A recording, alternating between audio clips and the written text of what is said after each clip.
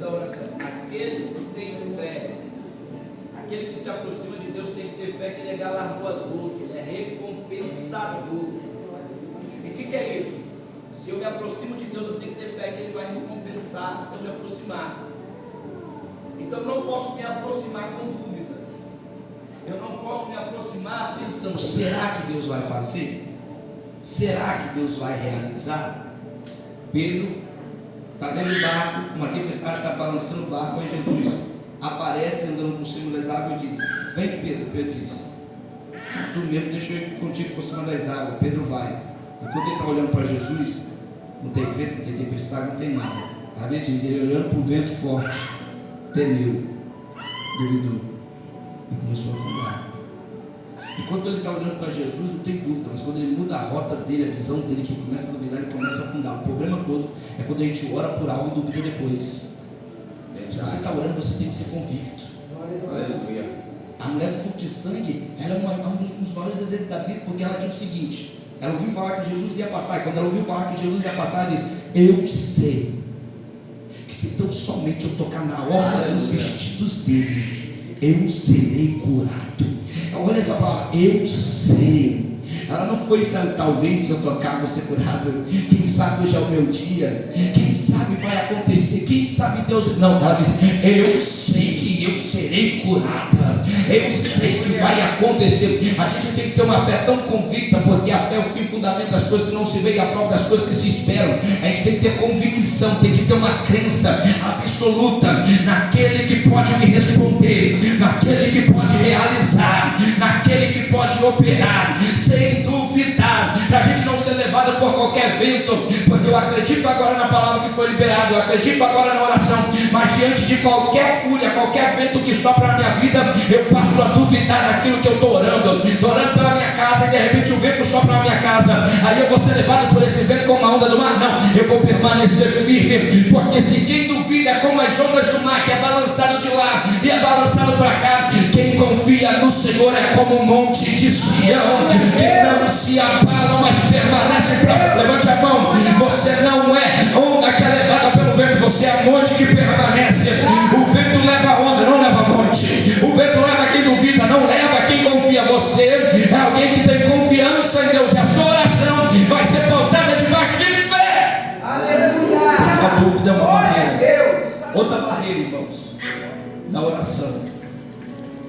E isso aqui é muito pesado: a discórdia, a mágoa, a falta de perdão, a desunião. A desunião, ela sempre vai vir, às vezes, de uma mágoa, de uma falta de perdão, de uma discórdia, coisas bobas às vezes, mas vai gerar aquilo. Isso é tão pesado que Deus, ele não desce um ambiente de discórdia. Deus, ele não desce um ambiente de comunhão, ao ponto do apóstolo Paulo escrevendo, ele vai dizer o seguinte, se eu não me engano é Paulo ou Pedro, não me lembro agora, ele vai dizer o seguinte: se o marido e a mulher, eles estiverem discutindo, estiverem brigados, a oração deles não sobe. É que loucura. É por isso que a tua casa, ela precisa estar bem unida, precisa estar bem alicerçada, porque o inimigo vai viver tentando trazer contenda dentro da tua casa. Para quê? Para que daqui a pouco, quando você dobra o joelho para orar, o céu está fechado. Por quê? Tem briga.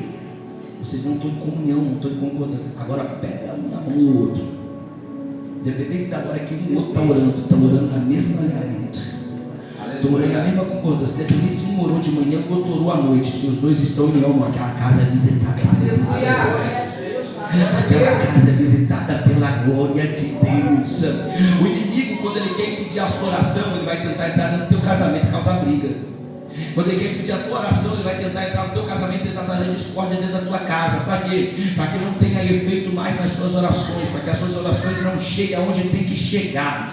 Então, esse tipo de barreira tem que cair por terra, porque ele vai dizer: eu vou sabotar, já que eu não consigo parar ela, eu vou fazer pelo menos ter uns atritos para poder interromper o que ele ou ela está tentando alcançar. Mas em nome de Jesus seremos uma casa unida, a nossa oração será unida, nós iremos alcançar. Pega na mão de alguém que está do teu lado, diz: a tua casa será um reduto de união, de perdão, de reconciliação. Diga: a sua oração vai chegar até o céu.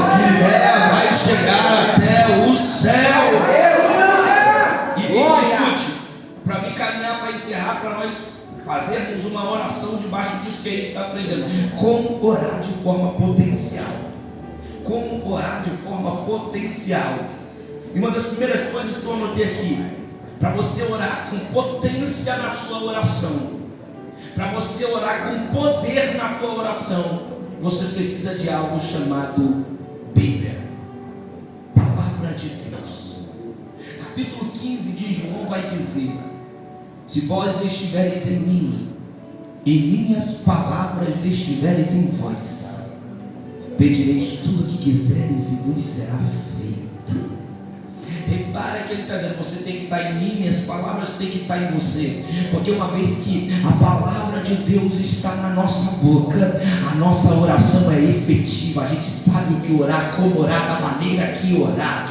Você quer ver potência na tua oração? Começa a orar citando a Bíblia, começa a orar citando salmos, começa a orar citando versículos bíblicos, começa a falar com Deus: Deus, eu e a minha casa serviremos ao Senhor, diz a tua palavra. Começa a orar e dizer: o Senhor não é homem para que minta, nem filho do homem para que se arrependa. Diria o Senhor e não faria, falaria o Senhor e não confirmaria. Começa a orar dizendo: seca-se a erva, caem as flores, mas a palavra do Senhor subsiste eternamente. Começa a orar e dizer: mil cairão ao meu lado, 10 mil à tua direita, mas eu não serei atingido, praga nenhuma chegará a minha porta, a minha casa, porque o Senhor dará ordem aos seus anjos para me guardar. Se você começa a citar versículos bíblicos, começa a liberar palavras que saem dentro da tua palavra, porque Deus não vai contra a sua palavra, Deus vai a favor da tua palavra, porque a Bíblia diz que a tua palavra é escudo e é broquel, é escudo e é a espada do Espírito que peleja no mundo espiritual. Então, se vós estiveres em mim e minhas palavras estiverem em vós, pedireis tudo o que quiseres e vos será feito. Então, a Bíblia na oração potencializa jejum, irmão. Jejum é algo espiritual demais. Porque o que o jejum vai fazer? O jejum, ele mortifica a tua carne. Ele não mata a sua carne, porque para matar a sua carne você tem que morrer. Ele mortifica, é um processo de mortificar. Quando você jejua, geralmente o dia fica preto e branco. Alguns ficam até mais estressados quando não está comendo. Porque o jejum, ele vai mortificar os seus desejos, e a única coisa que vai estar na tua mente é fome e espiritualidade. Então você vai mortificando os desejos da carne que às vezes estão operando dentro de você. E quanto mais a carne está morta, porque a carne milita contra o espírito, então quanto mais os desejos da carne estão mortos, mais sensível e espiritual eu fico. O jejum, ele traz uma sensibilidade para o meu espírito, que eu passo a sentir, ouvir, perceber e ficar muito mais afiado nos dons espirituais e na sensibilidade espiritual.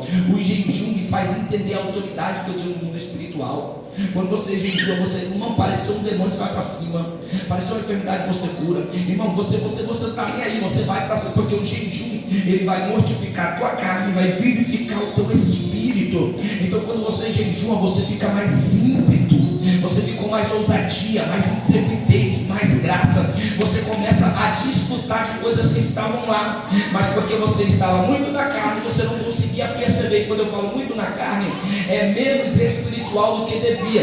Então quando você jejua, você começa a atingir níveis espirituais e camadas espirituais que só através da mortificação da carne você conseguiria atingir. O jejum é o cabresto da carne, porque quando você jejua, você está botando controle na tua carne, fazendo aqui você não vai passar mais não, você não manda esse negócio aqui não. E é difícil jejuar, irmão, mas não é impossível. As pessoas, elas conseguem jejuar, é todo um processo. Começa até as 10, depois vai até o meio-dia, depois vai até 1 hora, e assim você vai indo. O nosso corpo, ele se adapta, isso é uma coisa linda. Soldados ficam uma semana dentro de floresta, sem comer, bebendo água, comendo umas coisinhas simples, sobrevivendo. Teve um camarada que ficou 40 dias só na água, dentro de uma gaiola de vidro, só na água, sobrevivendo, sem comer. Teve um camarada